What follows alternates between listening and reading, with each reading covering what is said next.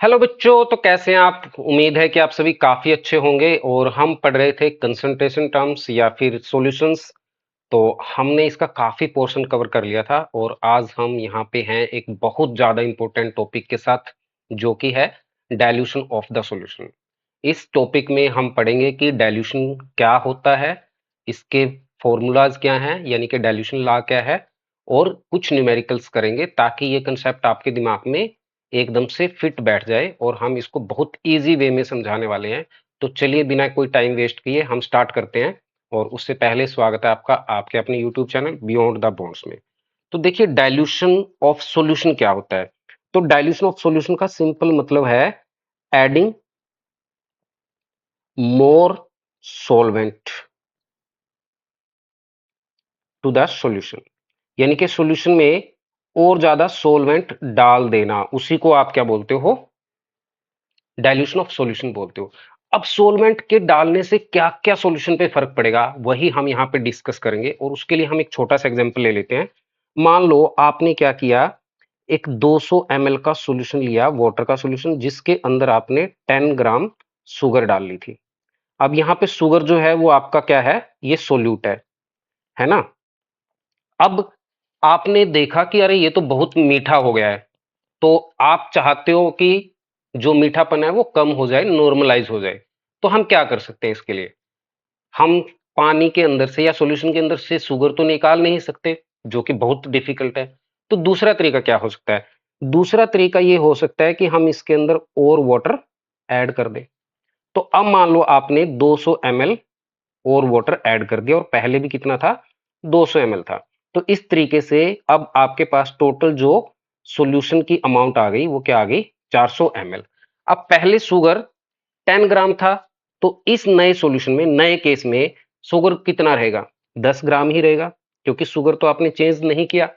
अब पहले sugar 100 ml solution के अंदर फैला हुआ था, अब ये क्या होगा, पूरे 400 ml के अंदर फैल जाएगा।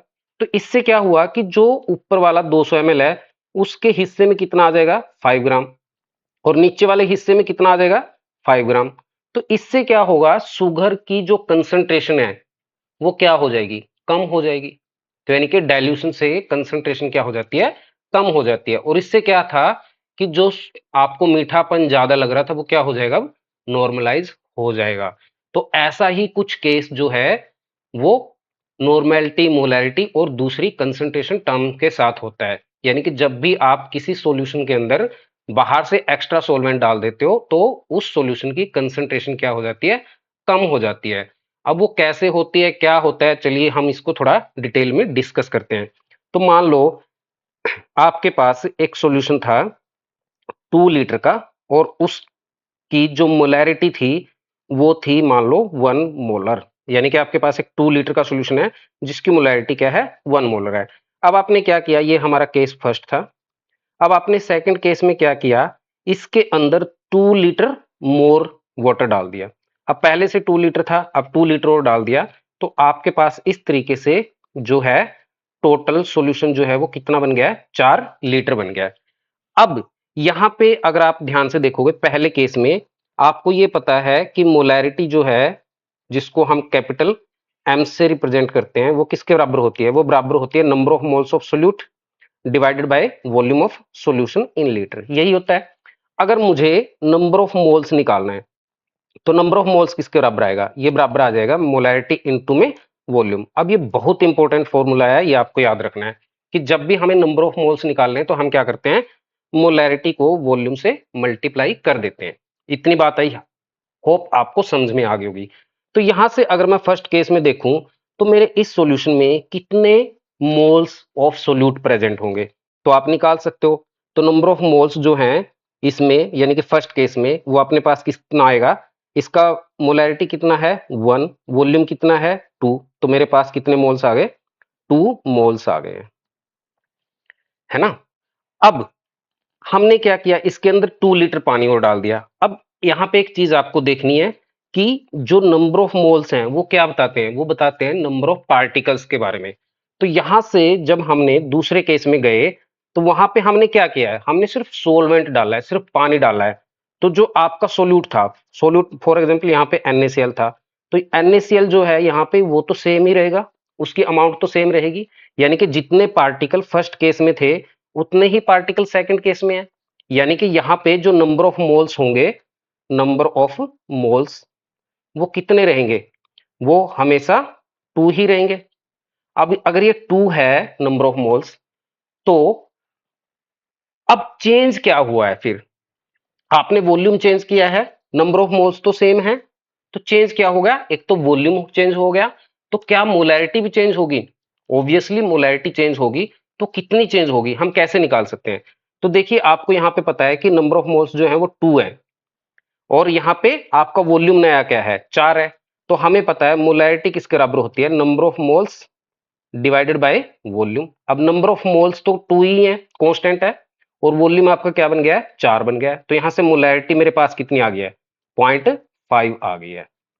तो यहां से हमने एक चीज सीखी कि जैसे ही हम वॉल्यूम को चेंज करते हैं, तो यानी कि वॉल्यूम को अगर इंक्रीज करते हैं तो मोलैरिटी क्या होती है, डिक्रीज होती है। तो ये रिलेशन इसमें होता है। अब हम यहां से एक फॉर्मूला ड्राइव कर लेते हैं। तो फॉर्मूला ड्राइव करने के लिए मान लो अपने पास दोबारा से केस फर्स्ट है, जिसमें आपके पास एक सॉल्यूशन है जिसके अंदर नंबर ऑफ मोल्स N1 है, इस सॉल्यूशन का वॉल्यूम V1 है, और इसकी मोलैरिटी क्या है, M1 है ना। अब आपने इसको डाइल्यूट किया, हमने क्या कर दिया, इसको डाइल्यूट कर दिया, यानी कि डाइल्यूशन कर दिया है, और ज्यादा सोलवेंट आपने इसके अंदर डाल दिया है। तो जब आप और सोलवेंट डालोगे तो इसका वॉल्यूम बढ़ जाएगा। अब मान लो नया वॉल्यूम क्या है, V2।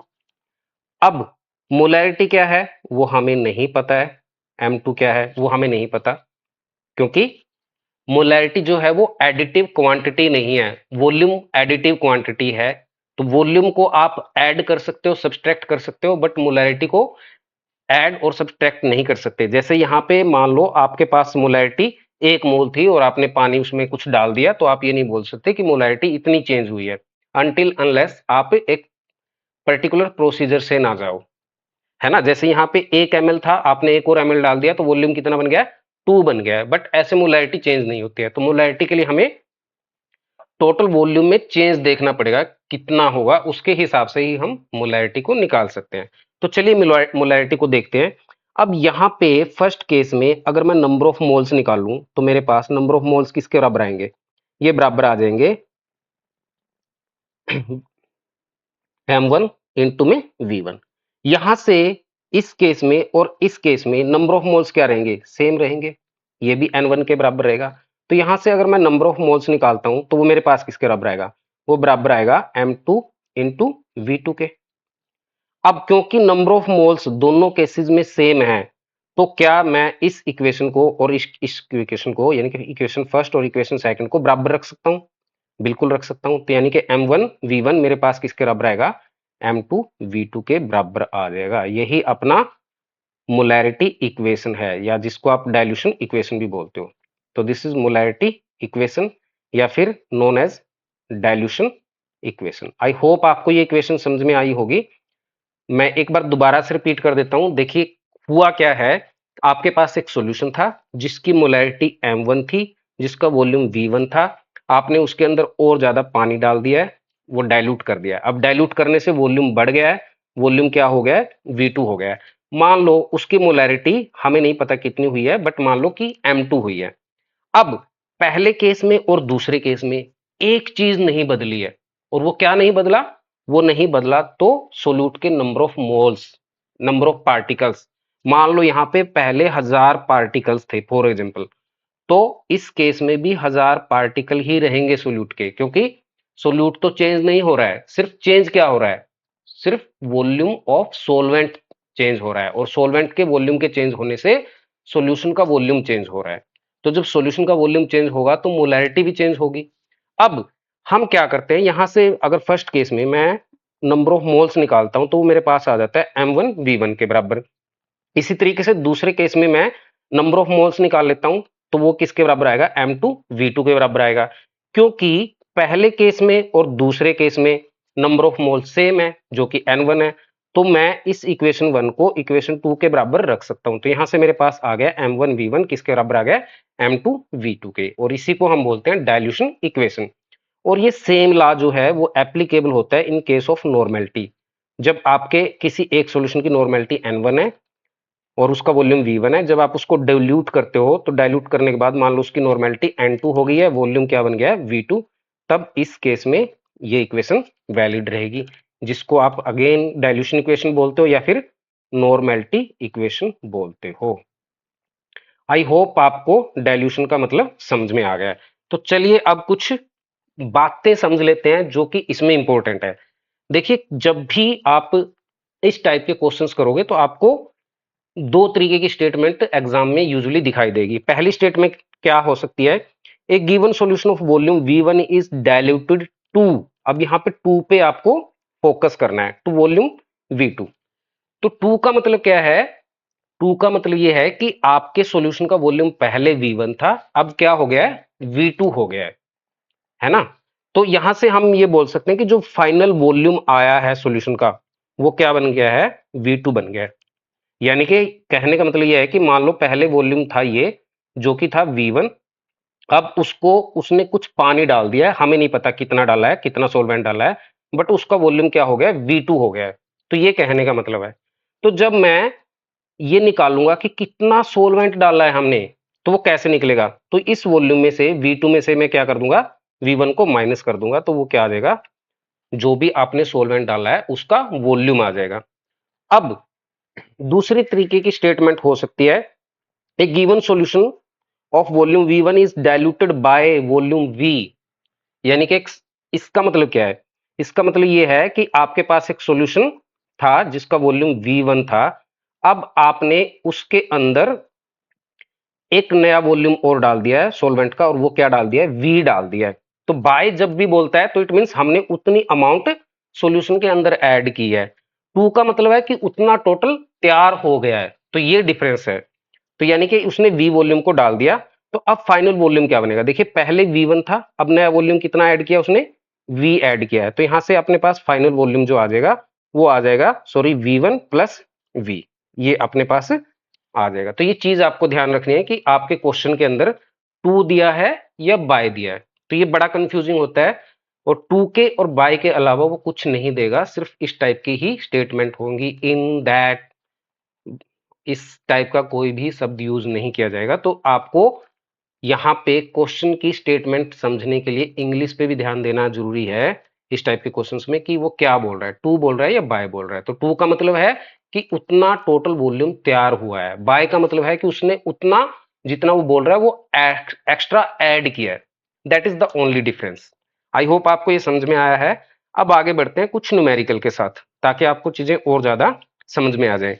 तो पहले आपके पास क्या है, if you dilute 150 ml of 1.6 molar solution of lithium chloride to 1 liter, determine the new concentration of the solution। यानी कि आपके पास क्या है, आपके पास एक 1.6 मोलर का सॉल्यूशन है जो कि 155 ml है। अब उसने क्या किया है, उसने देखो डाइल्यूट किया है solution. If dilute 155 ml of 1.6 solution of lithium chloride to 1 litre, 1 litre तक डाइल्यूट कर दिया है। 1 लीटर तक डाइल्यूट करने का मतलब क्या है, मैंने अभी बताया था आपको, टू का मतलब है कि उतना तैयार हो गया है। तो यानी कि अब अपने पास जो नया वॉल्यूम आया है वो कितना आया है, 1 लीटर आया है। तो आपको क्या करना है, इसकी कंसंट्रेशन निकालनी है, यानी कि इसकी मोलैरिटी निकालनी है। तो यहां पे देखो ध्यान देना है कि आपके पास क्या है, टू है या फिर बाय है। तो यहाँ पे टू दिया है तो टोटल वॉल्यूम अपने पास कितना है, 10 लीटर है। तो चलिए अब करते हैं, और आपके पास सिंपल इक्वेशन है जो कि है M1 V1 M2 V2। ये क्या है, ये है आपका M1 1.6, और ये वॉल्यूम जो दिया है वो क्या है, V1। यहाँ पे आपके पास 10 लीटर V2 है, और मोलैरिटी मान लो क्या है जो आपको निकालनी है, M2 है। अब M1 आपको कितना दिया है, M1 आपको दिया है 1.6, और वॉल्यूम कितना दिया है, 175 ml, इज इक्वल टू, अब M2 आपके पास क्या है, M2 जो है वो आपको निकालना है, और V2 जो है वो क्या है, 1 लीटर है। 1 लीटर को आप क्या करोगे, ml में चेंज कर लोगे, तो ये आ जाएगा 1000 ml। तो यहां से आपके पास M2 आ गया है 1.6 इंटू 175 डिवाइडेड बाय 1000। अब यहाँ पे एक चीज याद रखनी है कि ऊपर जो भी आप सॉल्यूशन का वॉल्यूम लोगे, मीन्स जिस यूनिट में लोगे, जैसे यहाँ पे ml में ले रहे हो तो नीचे भी ml में ही होना चाहिए, अदरवाइज गड़बड़ हो सकती नहीं, हो जाएगी। तो अब आप इसको डिवाइड करोगे तो डिवाइड करने के बाद ये अपने पास आ जाएगा 1.28 मोलर। तो आई होप आपको ये क्वेश्चन समझ में आया होगा। तो क्वेश्चन बहुत इजी है और आप इसको आसानी से निकाल सकते हो। तो दूसरे तरीके से आप ऐसे भी निकाल सकते हो कि यहां से मैं क्या करूं, पहले बात वही आ जाएगी। यहां से मैं पहले नंबर ऑफ मोल्स निकाल लूंगा जो कि किसके बराबर होगा, मान लो यहाँ पे नंबर ऑफ मोल्स क्या है, n है फर्स्ट केस में। तो ये किसके बराबर आ जाएगा, मोलैरिटी m1 यानी कि v1 जो किसके बराबर आएगा 1.6 इंटू 175। अब यहाँ पे ये वाले जो नंबर ऑफ मोल्स हैं यहाँ पे भी तो वही रहेंगे ना, नंबर ऑफ मोल्स तो सेम रहेंगे। तो यानी कि यहाँ से हमें नंबर ऑफ मोल्स पता चल गया जो कि किसके बराबर है 1.6 इंटू 175 मोल्स के बराबर है ना। अब आपको क्या करना है, आपको करना है M2 निकालना है। तो M2 कैसे निकलेगा, मोलैरिटी कैसे निकलती है, मोलैरिटी निकलती है number of moles by the volume. तो नंबर ऑफ मोल्स आपके पास क्या है 1.6 इंटू 175 डिवाइडेड बाय क्या करोगे, वॉल्यूम कितना है इस सॉल्यूशन का 1000 ml है, तो 1000 से डिवाइड कर दोगे तो आपके पास आंसर क्या आ जाएगा 1.28 मोलर। तो आप किसी भी तरीके से निकाल सकते हो, या either by applying direct formula, या फिर आप इस तरीके से निकाल सकते हो कि पहले नंबर ऑफ मोल्स निकाल लो, फिर दूसरे केस में भी नंबर ऑफ मोल्स सेम होंगे तो वहां से आप मोलैरिटी निकाल लो। अगर वॉल्यूम पूछता है तो वॉल्यूम। तो चलिए अब देखते हैं अपना नेक्स्ट न्यूमेरिकल, और ये क्या बोल रहा है, you need to make a 10 litre of 1.2 molar KNO3 solution. हम साथ के साथ अपनी प्रॉब्लम्स को पिक्चराइज करने लग जाते हैं ताकि आपको इजी रहे। तो आपको एक सॉल्यूशन बनाना है जो कि क्या है 10 लीटर का होगा, और उसकी मोलैरिटी क्या होनी चाहिए 1.2 मोलर होनी चाहिए KNO3 सॉल्यूशन की। उसके बाद बोल रहा है what molarity would the potassium nitrate solution need to be. हमें क्या मोलैरिटी चाहिएगी एक पोटेशियम नाइट्रेट सॉल्यूशन की if you were to use only 2.5 litre of it. यानी कि ये क्या कहना चाहता है कि आपके पास एक ऑलरेडी एक सॉल्यूशन है ना, उसका आपने सिर्फ 2.5 लीटर ही लेना है। तो यानी कि पहले केस में अपने पास जो वॉल्यूम दिया है वो दिया है 2.5 लीटर। इस सॉल्यूशन का यूज करके आपको इसके अंदर सॉल्वेंट डालना है और इसको 10 लीटर बना लेना है, और इसकी मोलैरिटी क्या होनी चाहिए 1.2 मोलर होनी चाहिए। तो ये पूछ रहा है कि जो आपने सॉल्यूशन लिया है इसकी मोलैरिटी क्या होगी। देखिए जब भी हम लैब में काम करते हैं तो हम पहले ऐसे सॉल्यूशन बनाते हैं जिनकी मोलैरिटी हाई होती है, और फिर हम उनको डाइल्यूट करके अपनी मनपसंद कंसंट्रेशन के सॉल्यूशन बना लेते हैं। तो वो जो हाई मोलैरिटी का सॉल्यूशन होता है उसी को हम क्या बोलते हैं, स्टोक सॉल्यूशन बोलते हैं। तो यानी कि ये बोल रहा है कि आपके पास एक स्टोक सॉल्यूशन है जिसका आपको सिर्फ और सिर्फ 2.5 लीटर ही लेना है, तो उसकी हमें मोलैरिटी बतानी है कि वो कितने मोलर होगा, ताकि हम उससे एक नया सॉल्यूशन बना सकें जिसकी मोलैरिटी 1.2 मोलर होगी और वॉल्यूम क्या होगा 10 लीटर होगा। तो यानी कि पहले केस में अगर हम स्टोक सॉल्यूशन के केस में देखें तो हमें वॉल्यूम गिवन है जो कि क्या है 2.5 लीटर है, हमें इसकी मोलैरिटी नहीं पता, मान लो वो m1 है जो हमें निकालनी है। अब दूसरे केस में जो सॉल्यूशन तैयार हुआ है उसमें वॉल्यूम मान लो v2 है जो किसके बराबर है 10 लीटर के बराबर दिया गया है, और इसकी मोलैरिटी m2 जो है वो 1.2 मोलर के बराबर दी गई है। अब आपको कुछ नहीं करना है, सिंपल मोलैरिटी इक्वेशन लगा देनी है। तो m1 v1 is equal to m2 v2। अब पहले केस में m1 तो हमें पता नहीं है लेकिन वॉल्यूम पता है क्या है 2.5 लीटर। अब दूसरे केस में m2 हमें पता है 1.2 मोलर, और इनटू में वॉल्यूम क्या है आपके पास ये है 10 लीटर। अब यहां से m1 आपके पास आ जाएगा 1.2 into 10 litre divided by 2.5 litre. अब आप जब इसको डिवाइड करोगे तो ये 4 पे चला जाएगा, 4 को 1.2 से मल्टीप्लाई करोगे 4.8 मोलर सॉल्यूशन। तो ये आपका आंसर आ गया। चलिए नेक्स्ट क्वेश्चन देखते हैं। तो नेक्स्ट क्वेश्चन क्या है, how many millilitres of 5 molar copper sulphate solution must be added. ये बोल रहा है कि 5 मोलर कॉपर सल्फेट सॉल्यूशन कितना ऐड करना पड़ेगा हमें 160 ml ऑफ वाटर के अंदर to achieve a 0.3 molar copper sulphate solution. यानी कि कहने का मतलब क्या है, आपके पास एक सॉल्यूशन है जो कि क्या है 5 मोलर का है और आपको इसको ऐड कर देना है, इस सॉल्यूशन को उठा के ऐड कर देना है किसके अंदर, 160 ml वाटर के अंदर, है ना। तो पूछ रहा है कि जब आप इसको ऐड करोगे तो इस नए सॉल्यूशन की जो मोलैरिटी होगी वो 1.3 मोलर होगी। तो ये पूछ रहा है कि इसका कितना वॉल्यूम आपको लेना पड़ेगा, इस सॉल्यूशन का कितना वॉल्यूम 160 ml वाटर में डालें जिसकी मोलैरिटी 1.3 मोलर बन जाए। तो चलिए क्वेश्चन सोल्व करते हैं। तो देखिए यहाँ पे अगर आप देखो, यहाँ पे हमें मोलैरिटी दे रखी है M1 जो कि है 5 मोलर, यहाँ पे वॉल्यूम V1 हमें निकालना है। अब यहाँ पे अगर आप देखो हमने इसका कुछ वॉल्यूम डाला है, हमें नहीं पता कितना डाला है, वही हमें निकालना है। तो वो मान लो क्या है आपका V1 है ना। तो V1 आपने डाला है और पहले से उसके अंदर कितना वॉल्यूम था, 160 था। तो क्या मैं टोटल वॉल्यूम यहां से निकाल सकता हूं, तो टोटल वॉल्यूम मेरे पास किसके बराबर आएगा, 160 प्लस V के बराबर आ जाएगा। तो ये मेरे पास आ गया इतने ml, यानी कि ये मेरे पास आ गया है V2 या V फाइनल आप जो भी बोलना चाहो। अब यहाँ पे मुझे M2 का भी पता है मोलैरिटी का, जो कि है 0.30 मोलर। अब आपको V वॉल्यूम निकालना है, तो चलिए हम फॉर्मूला लगा देते हैं। तो आपके पास है M1V1 is equal to M2V2। अब यहाँ पे देखिए इस केस में मोलैरिटी क्या है, 5 है। इसका वॉल्यूम आपने कितना लिया है, इसका वॉल्यूम तो हम V1 लेके चल रहे हैं, क्योंकि यहाँ पे इसका वॉल्यूम आपने V लिया है, V डाला है। और दूसरे केस में मोलैरिटी क्या है, 0.3 है और इसका वॉल्यूम, नया वॉल्यूम अपने पास क्या है, ये आया है 160 प्लस V। अब हम इसको सोल्व कर लेंगे तो ये आपके पास आ गया 5V is equal to 0.3 into में 160 प्लस में 0.3V। अब 0.3V को इस साइड ले आऊंगा तो ये आ जाएगा मेरे पास 5 माइनस 0.3V और ये बन जाएगा मेरे पास मल्टीप्लाई करने पे 16 तिये 48।